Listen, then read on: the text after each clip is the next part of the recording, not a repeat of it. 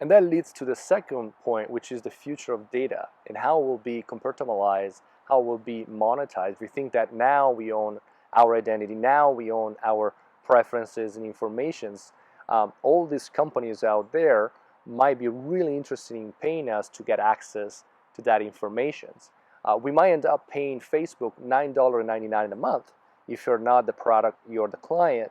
In this case, would be the reverse. We'll be paying for services, but own the informations and knowing that they're not going to get leaked, they're not going to get hacked, and we'll be able to monetize the way we want it. And I foresee that we'll have data marketplaces where companies like Nielsen's or other research entities will access and pay people to in order to know more about them.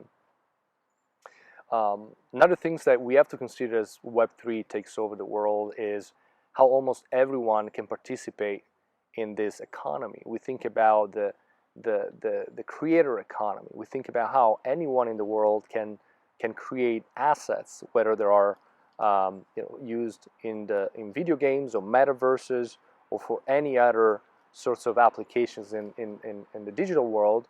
But anyone can really participate and share the revenue and the benefit from doing so.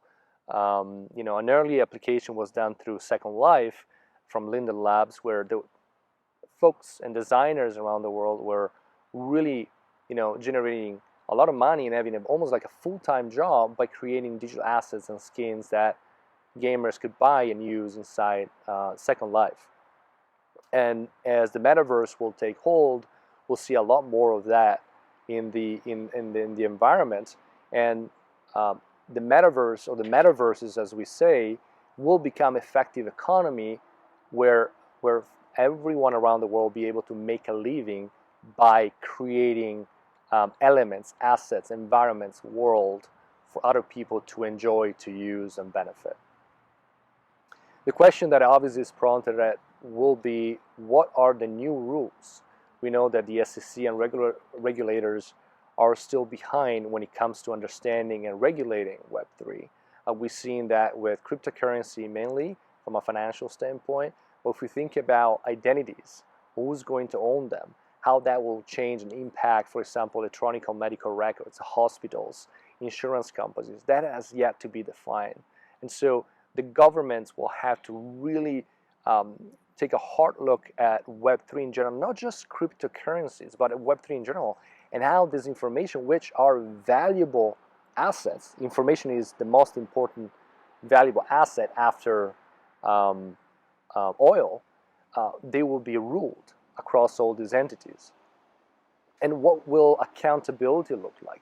What would happen if someone is trying to be the bad actor? One of the things that Web3 solves is actually weeding out the bad actors. Why? Because Web3 is permanent. It's forever. It's a record that everyone can have access to. So why would you ever do something bad if you'll always be marked as the bad person? So it's interesting how accountability will evolve. And I foresee that self-accountability will be the main event at that point. There's a lot more to discuss, but I think these are the major points how Web3 will impact society and the world as a whole.